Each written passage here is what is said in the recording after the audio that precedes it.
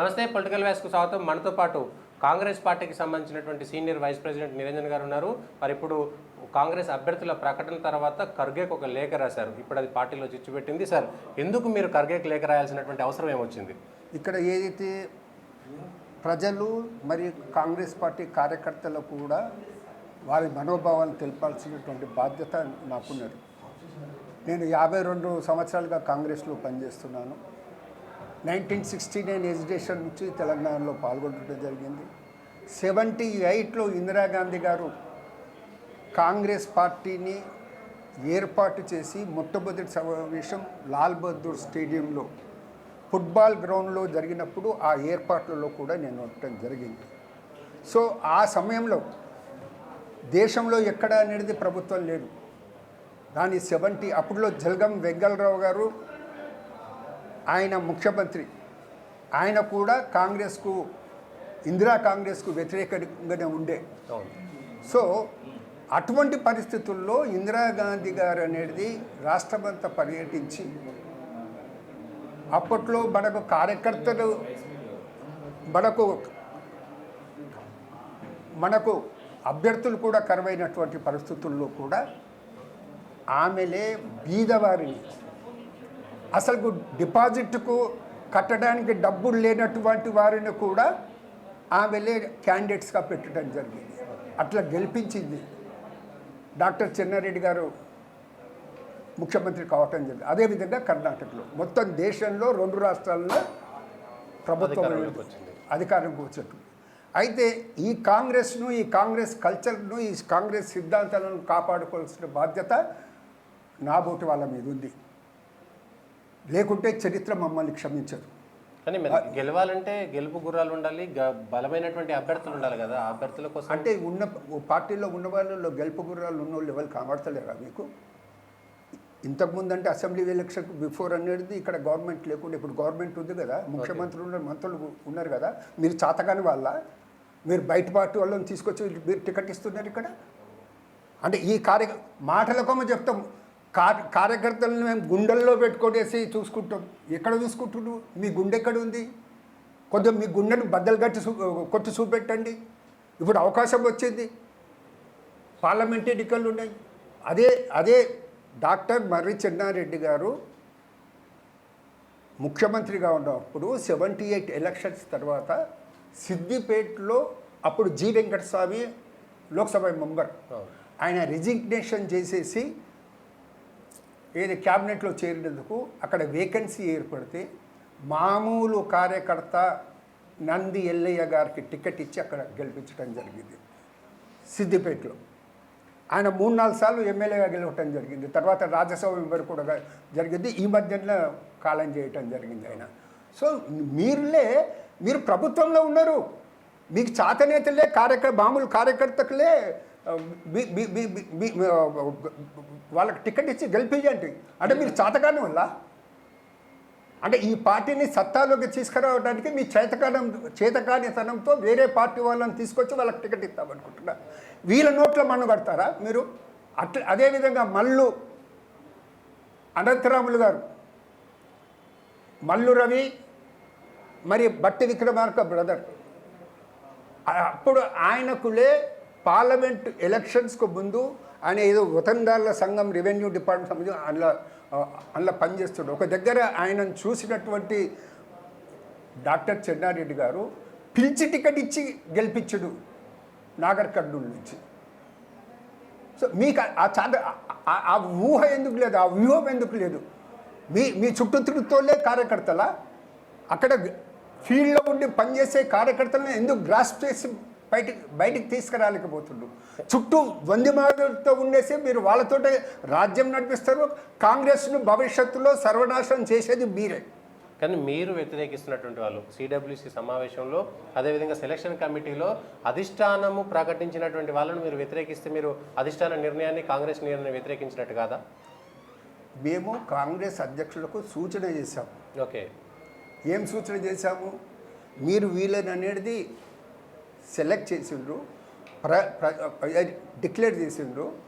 ప్రజలు అనేది మనకు అధికారంలోకి ఎందుకు తీసుకొచ్చిందంటే వాళ్ళులే బీఆర్ఎస్ను ఓడించి మనం తెచ్చిండ్రు.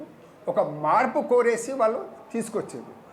ఎప్పుడైతే ప్రజలు మార్పు కోరి మనల్ని అధికారంలోకి తీసుకొస్తే మీరు అదే బీఆర్ఎస్లో ఉన్న వారిని తీసుకొచ్చి ఇప్పుడు పార్లమెంట్ టికెట్లు ఎట్లా ఇస్తారు? మీరు మన కార్యకర్తల నోట్లో ఎట్లా బండు కొడుతారు? కాబట్టి మీరు పునరాలోచన చేయమని చెప్తున్నాం, రిక్వెస్ట్ చేస్తున్నాం.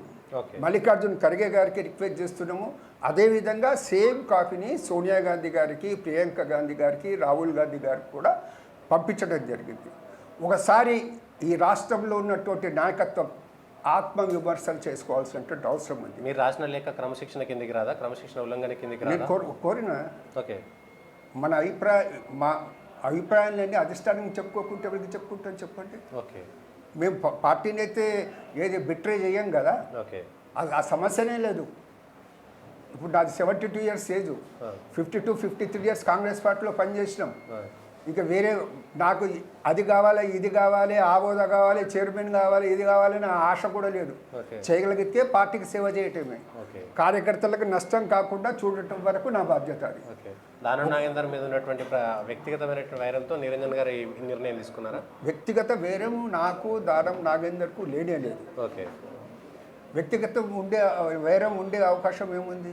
పాత కొట్లాటలు గతంలో కాంగ్రెస్ ఆయనకు నాకు పాత కొట్లాటలు ఏం లేదు. నాగేందర్కు నాకు పాత కొట్లాటలు ఏం లేదు. నాగేందర్ వ్యక్తిత్వం ఎటువంటిదో అందరికీ తెలుసు, నిరంజన్ వ్యక్తిత్వం ఏందో అందరికీ తెలుసు. నాగేందర్ ఎట్లలే ఎవరు ఎవ్వడు ఉండి పైకొచ్చి వాళ్ళకు ద్రోహం చేసిండో అది కూడా ప్రజలకు తెలుసు.